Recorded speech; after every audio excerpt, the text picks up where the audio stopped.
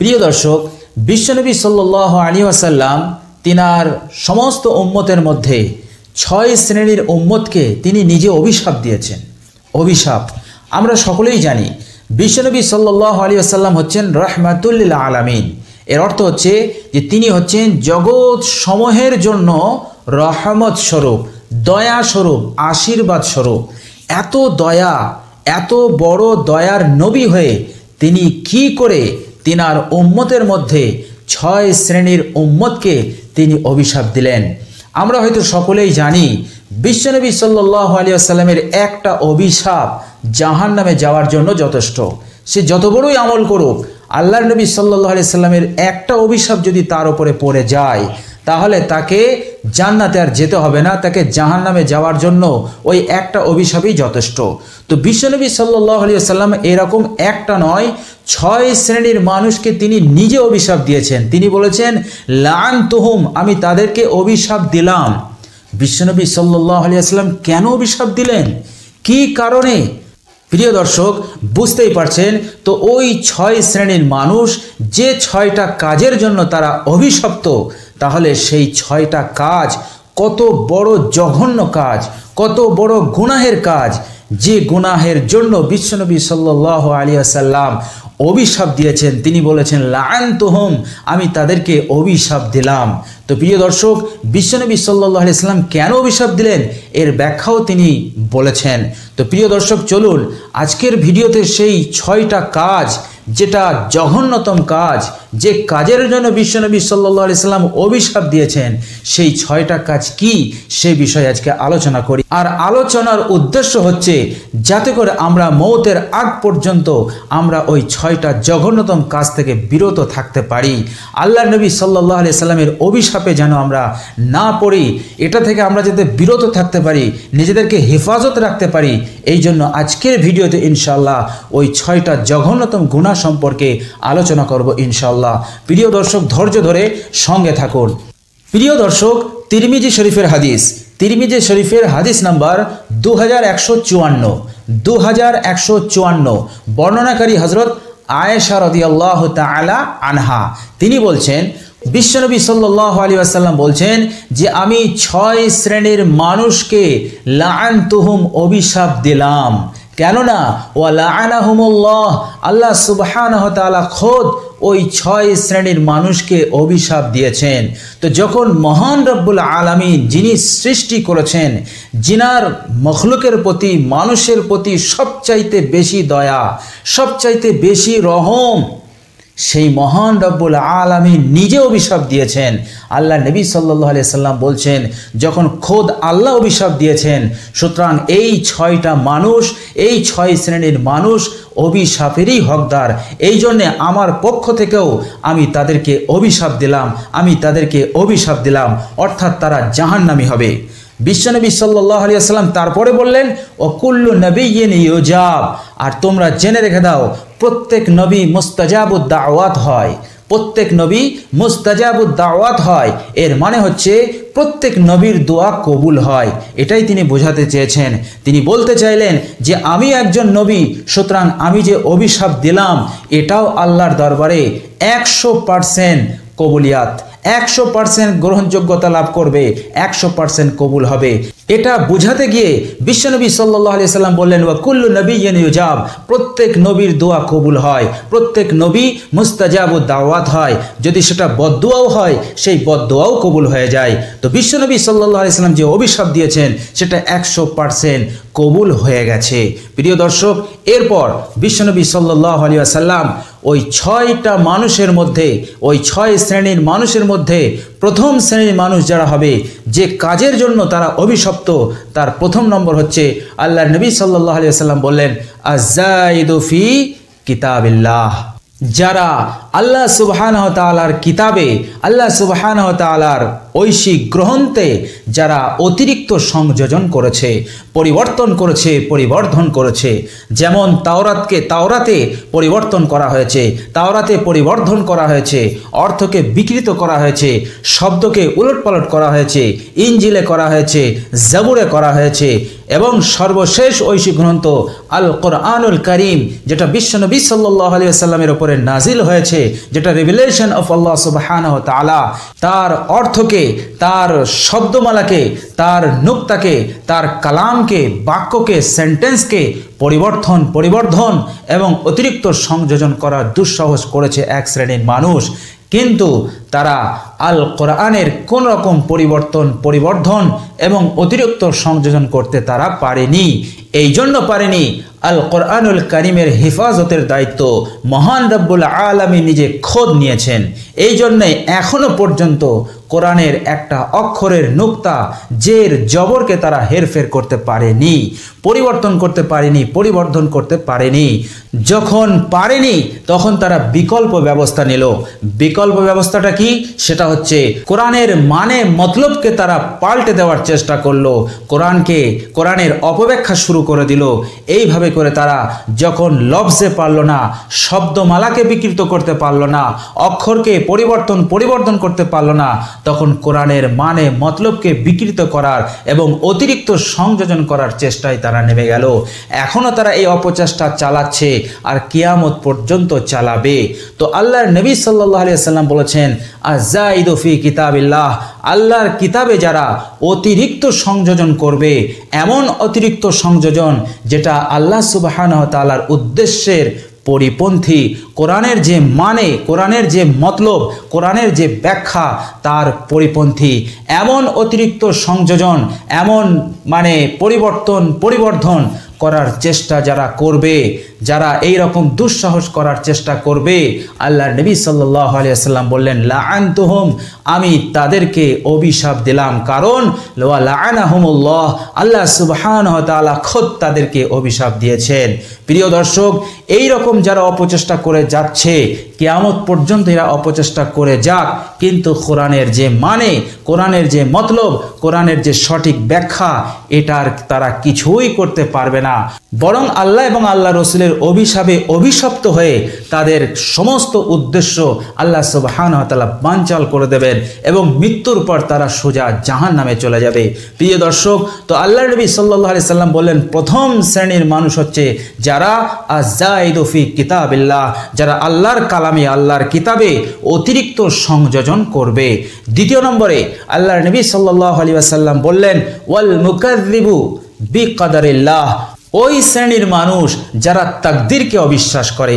তাকদীরকে যারা অবিশ্বাস করে, তাকদীর মানে হচ্ছে আল্লাহ সুবহানাহু ওয়া তাআলা দুনিয়ায় যা কিছু ঘটছে, আগামীতে ঘটবে, এবং মানুষের জীবনে যা ঘটছে বা আগামীতে ঘটবে, সমস্ত কিছু, আসমান ও জমিন, এই ভূমণ্ডল, সব কিছু আল্লাহ সুবহানাহু ওয়া তাআলা পূর্ব থেকেই তাকদীর করে রেখে দিয়েছিলেন, লিপিবদ্ধ করে দিয়েছিলেন, এবং মানুষের সমস্ত কিছু তাকদীরে লিপিবদ্ধ হয়ে আছে, ভালো এবং মন্দ। তো আল্লাহর নবী সাল্লাল্লাহু আলাইহি ওয়াসাল্লাম বলেছেন যে তাকদীরকে তোমাকে বিশ্বাস করতে হবে। এটাও হচ্ছে ঈমানের পরিপূর্ণতার একটা অঙ্গ।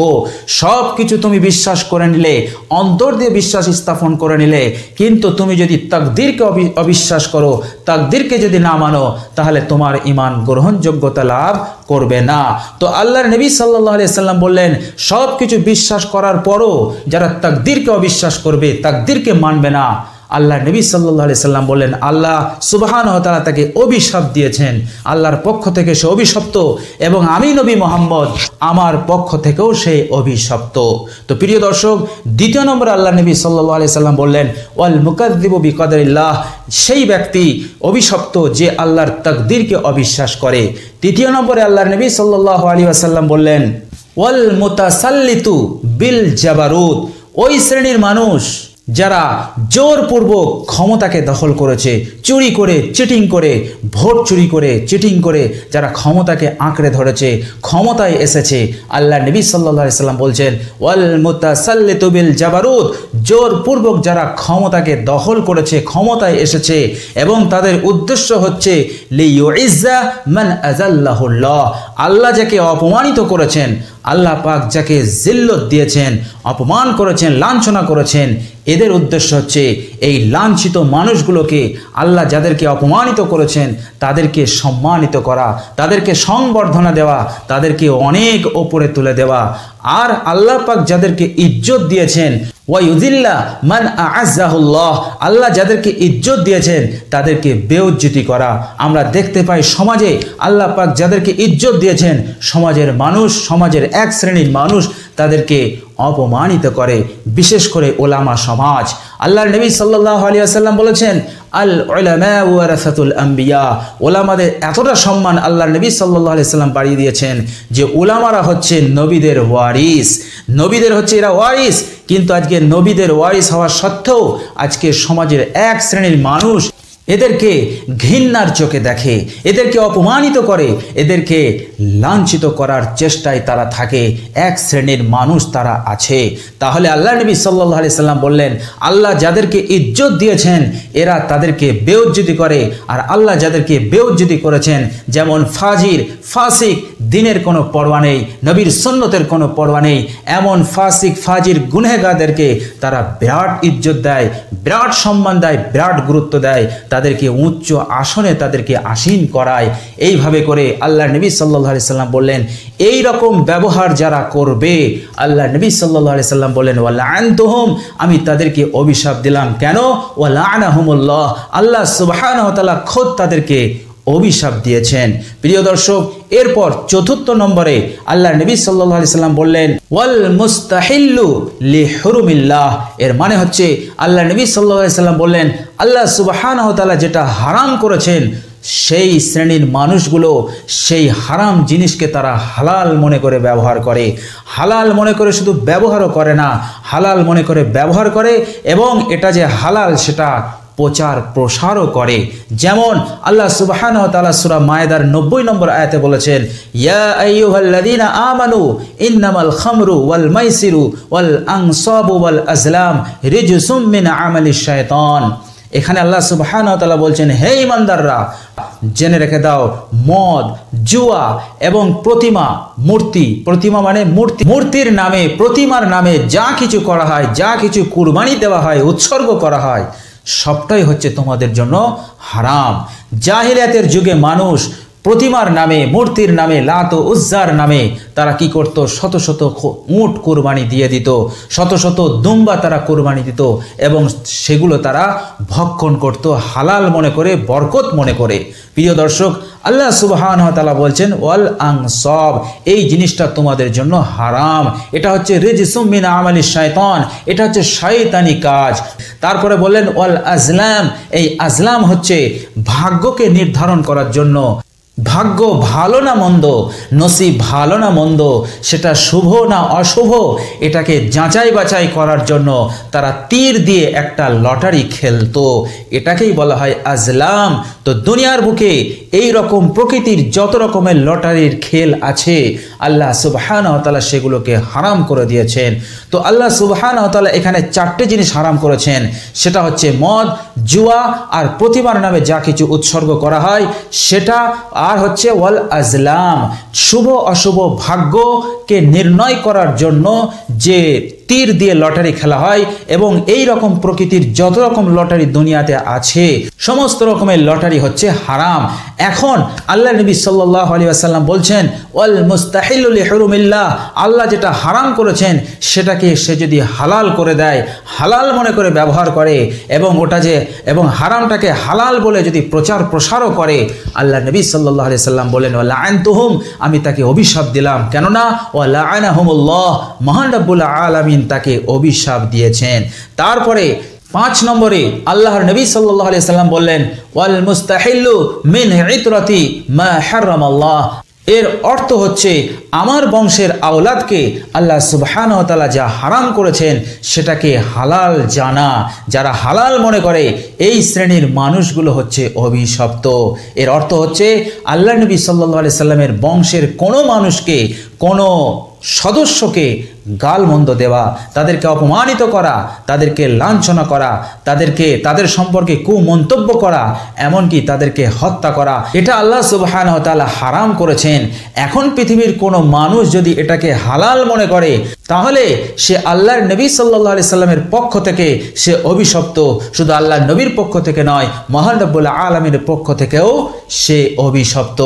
এমনইভাবে পৃথিবীর কোনো মানুষকে কতল করা, হত্যা করা, এটা আল্লাহ সুবহানাহু ওয়া তাআলা হারাম করেছেন।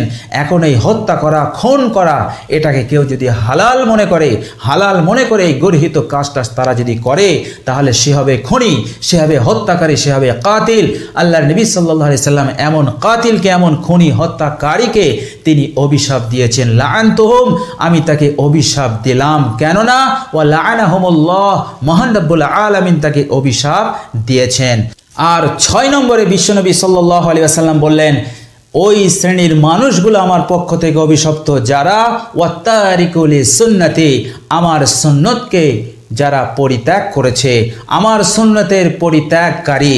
নবী পাক সাল্লাল্লাহু আলাইহি ওয়াসাল্লামের সুন্নতের পরিত্যাগকারীর অর্থ, নবী পাক সাল্লাল্লাহু আলাইহি ওয়াসাল্লামের সুন্নতকে পরিত্যাগ করার অর্থ দুইভাবে হয়। এক হচ্ছে অলসতার কারণে, গাফলতির কারণে বিশ্বনবী সাল্লাল্লাহু আলাইহি ওয়াসাল্লামের সুন্নতকে ছেড়ে দেওয়া, সেই সুন্নতকে ছেড়ে দেওয়া যে সুন্নতটা হচ্ছে সুন্নতে মুআক্কাদা, যে সুন্নতটা আদায় না করলে গুনাহ হবে। এই রকম সুন্নতকে কেউ যদি অলসতার কারণে ছেড়ে দেয় তাহলে গুনাহ হবে। আর যদি বিশ্বনবী সাল্লাল্লাহু আলাইহি ওয়াসাল্লামের সুন্নতকে এই মনে করে ছাড়ে, তাচ্ছিল্য মনে করে, বিশ্বনবীর সুন্নতকে নিয়ে যারা ঠাট্টা করে, যারা বিদ্রূপ করে, আল্লাহ নবী সাল্লাল্লাহু আলাইহি সাল্লাম বললেন, লাআনতুহুম, তারা হলো অভিশপ্ত, আমি তাদেরকে অভিশাপ দিচ্ছি। কেননা ওয়া লাআনাহুমুল্লাহ, মহান রব্বুল আলামিন খোদ তাদেরকে অভিশাপ দিয়েছেন। প্রিয় দর্শক, বিশ্বনবী সাল্লাল্লাহু আলাইহি ওয়াসাল্লাম এই 6টা কাজের জন্য 6 শ্রেণীর মানুষকে অভিশাপ দিয়েছেন। এই জঘন্যতম 6টা কাজ, এই জঘন্যতম গর্হিত 6টা কাজ হতে নিজেদেরকেও বিরত থাকতে হবে। আর অপর ভাই ও বোনও যেন বিরত থাকে, তার জন্য আমাদেরকে তাদের সহায়ক হতে হবে, তাদেরকে জানান দিতে হবে, তাদেরকে এই বিষয়টা সম্পর্কে তাদেরকে ধারণা দিতে হবে। প্রিয় দর্শক, বিশ্বনবী সাল্লাল্লাহু আলাইহি ওয়াসাল্লাম উম্মতকে সতর্ক করে দিয়েছেন, তোমরা কখনো ভুলেও এই 6টা কাজ করার দুঃসাহস তোমরা করবে না। যদি তোমরা শয়তানের ওয়াসওয়াসায় পড়ে করে ফেলো, তাহলে জেনে রেখে দাও এর শাস্তি হচ্ছে বড় কঠিন। কারণ বিশ্বনবী সাল্লাল্লাহু আলাইহি সাল্লামের অভিশাপ, আবার আল্লাহ সুবহানাহু ওয়া তাআলার অভিশাপ, আল্লাহ এবং আল্লাহ রসুলের অভিশাপ যে বান্দার ওপরে, যে উম্মতের ওপরে পড়বে, সে কোনোদিন জান্নাতটা পাবে না, তাকে জাহান্নামেই যেতে হবে।